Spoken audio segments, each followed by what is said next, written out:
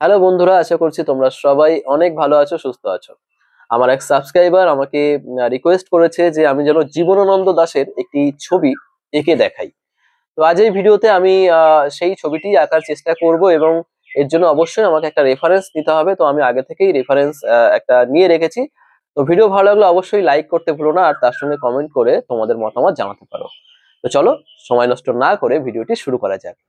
সবার প্রথমে তোমাদেরকে ঠিক এইভাবে একটি হরিজেন্টাল লাইন টানতে হবে এবং এই লাইনটিকে দুভাগে ভাগ করে নেবে। যদিও তুমি যতটা বড় চাও ততটাই বড় করবে, তো আমি এখানে একটু বড় হয়ে যাচ্ছিলো বলে আমি ছোট করে নিলাম। তোমরা তোমাদের পছন্দ মতো যে কোনো একটা মাপ নিয়ে দুদিকে পয়েন্ট করে নেবে এবং তার একটা সেন্টার পয়েন্ট বার করবে ঠিক এইভাবে। বুঝতে পেরেছো? সেন্টার পয়েন্ট বার করে ঠিক ওখান থেকেই একটা ভার্টিক্যাল লাইন টেনে দেবে উপর থেকে নিচে। এবার ওই সেন্টার পয়েন্ট থেকে লাইনের লাস্ট মাথা, অর্থাৎ প্রথম লাইনের লাস্ট মাথাটির মাপটি নিয়ে নেব ঠিক এইভাবে। এরপর ঠিক এইরকমভাবে উপর দিকে এবং নিচের দিকেও কিন্তু ওই একই মাপ আমাদেরকে রাখতে হবে। বুঝতে পারছো? দেখো আমি আবারও নিচ্ছি। উপরের মাপটি থেকে মিডিল পয়েন্ট এবং মিডিল পয়েন্ট থেকে নিচের দিকেও কিন্তু সেম মাপ আমরা নিয়ে নেব। অর্থাৎ যে সেন্টার পয়েন্ট তোমরা পেলে, এই সেন্টার পয়েন্ট থেকে চারদিকে চারটে যে লাইন গেছে, প্রত্যেকটা লাইন কিন্তু একই মাপের হতে হবে। আশা করছি এবার তোমরা বুঝতে পারছো। এর পরের পার্টটি হলো ঠিক এইরকমভাবে আমরা কিছু প্যারালাল লাইন টানবো ঠিক ওই পয়েন্ট বরাবর। বুঝতে পারছো? এখানেও দেখো তাই করা হচ্ছে। পয়েন্ট ধরেই প্যারালাল লাইনগুলোকে কিন্তু টানা হচ্ছে। সেন্টার লাইনের সঙ্গে দেখো প্যারালাল করেই কিন্তু লাইনগুলোকে টানা হলো এবং প্রত্যেকটি লাইনের মাপ দেখো এখানে কিন্তু একই আছে। তুমি যদি সেন্টার পয়েন্ট থেকে প্রত্যেকটা লাইনকে দেখো তাহলে কিন্তু দেখো প্রত্যেকটা মাপ যেহেতু সমান রয়েছে, তাই প্রত্যেকটা বাক্স বা খোপগুলো কিন্তু দেখো সমান মাপের এসছে।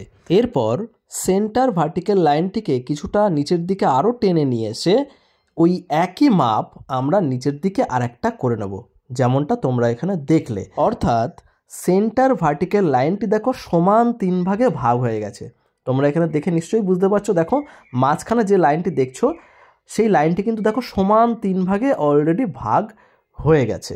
এরপর এই 3টে ভাগকে আগে এরকমভাবে তোমরা মার্কিং করে নাও। 0, 1, 2, 3 3টে ভাগ যেহেতু প্রধান ভাগ, তো এই 3টে ভাগকে আগে এইভাবে তোমরা 3টে ভাগ লিখে নেবে পাশে, তাহলে তোমাদের করতে সুবিধা হবে। এরপর 1 থেকে 2 এই ভাগটিকে সমান দেখো 3 ভাগে ভাগ করা হয়েছে দুটো পয়েন্টের মাধ্যমে। তারপর উপরের যে পয়েন্ট রয়েছে সেই পয়েন্টে দেখো একটা লাইন টেনে দিয়েছি প্যারালাল করে।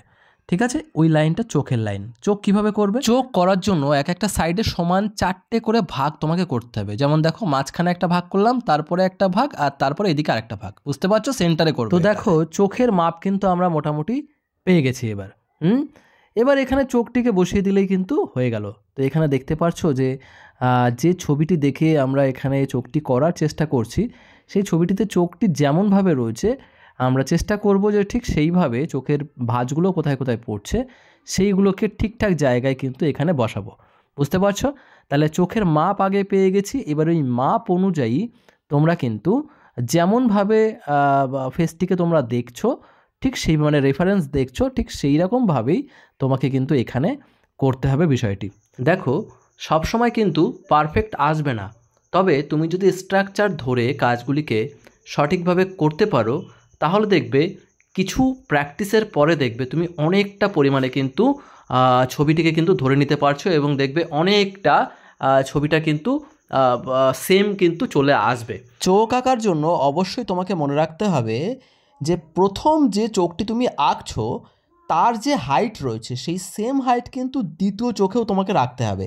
আর এর জন্য প্রথম চোখের হাইট থেকে একটা লাইন দেখো আমি টেনে নিয়েছি, যাতে করে আমার দ্বিতীয় চোখটি আঁকতে সুবিধা হয়। আর এটি করে দেখো দুটি চোখের হাইট কিন্তু সেম এসছে।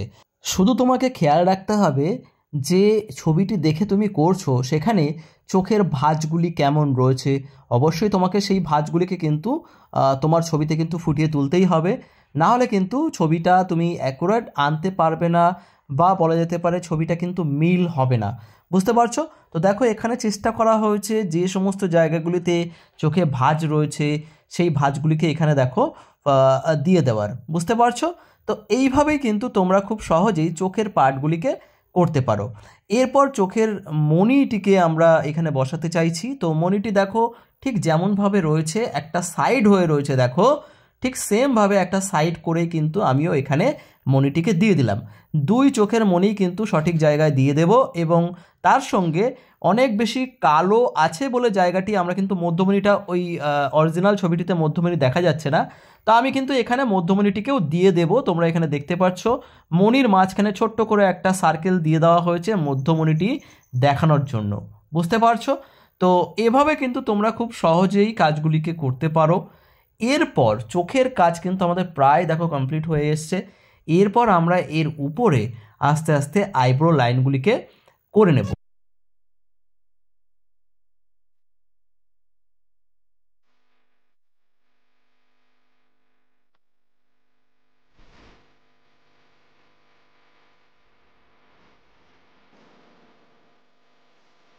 তো চলো এবার আমরা কিন্তু নাক আঁকবো।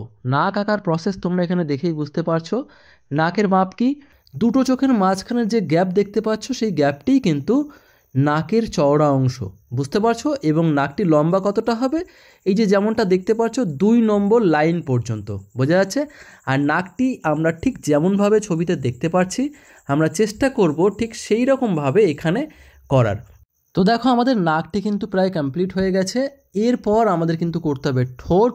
তো ঠোঁট করার নিয়ম কি দেখতে পাচ্ছ, 2 থেকে 3 অর্থাৎ শেষের যে ভাগ ছিল সেখানেও আমরা সমান 3 ভাগে ভাগ করে প্রথম যে ভাগটি রয়েছে সেই ভাগে একটা ছোট লাইন টেনে নেব।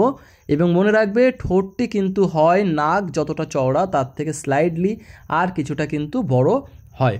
তাহলে স্ট্রাকচার অনুযায়ী তোমাকে ঠোঁটের জায়গাতেই তোমাকে বসাতে হবে। বসানোর পর এবার দেখতে হবে যে ছবিটি দেখে তুমি করছো সেই ছবিটিতে ঠোঁটটি কেমন রয়েছে, বুঝতে পারছো? এরপরে তোমাকে সেই জায়গাটি ফলো করে তোমাকে কিন্তু আঁকতে হবে, বোঝা যাচ্ছে?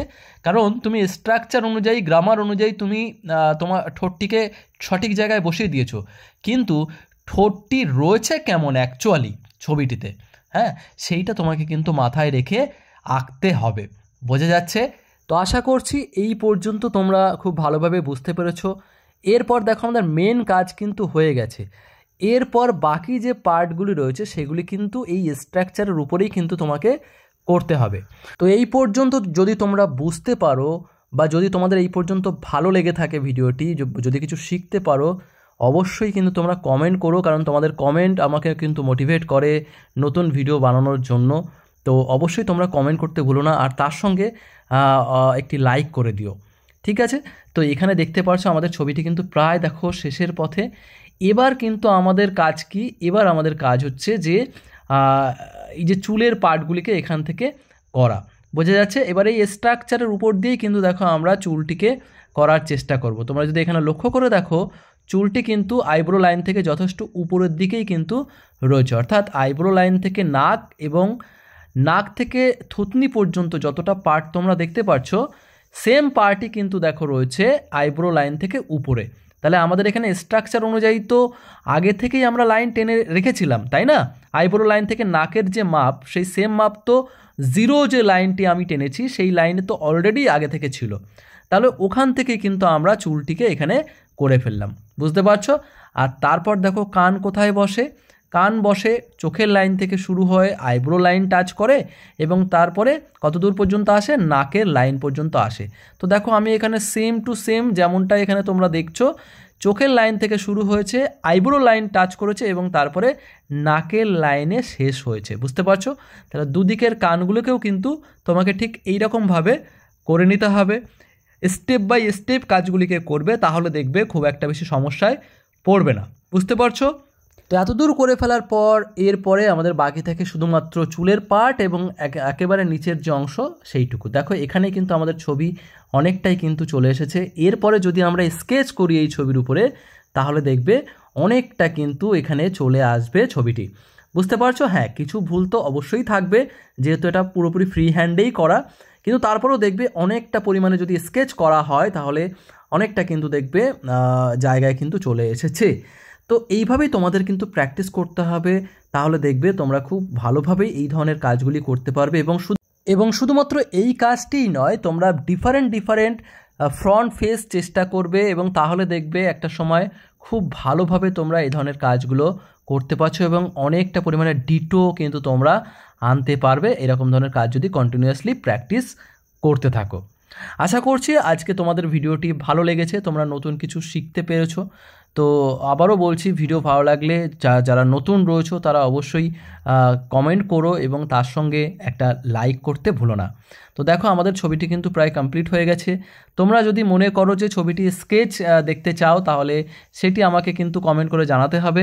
আমি চেষ্টা করব পরবর্তী ভিডিওতে তোমাদের জন্য স্কেচ করে দেওয়া যায় কি না। তো আজ এই পর্যন্তই থাকবে, তোমাদের সঙ্গে দেখা হবে পরবর্তী ভিডিওতে। ততক্ষণের জন্য সবাই তোমরা ভালো থেকো, সুস্থ থেকো আর নিজের খেয়াল রেখো। বাই।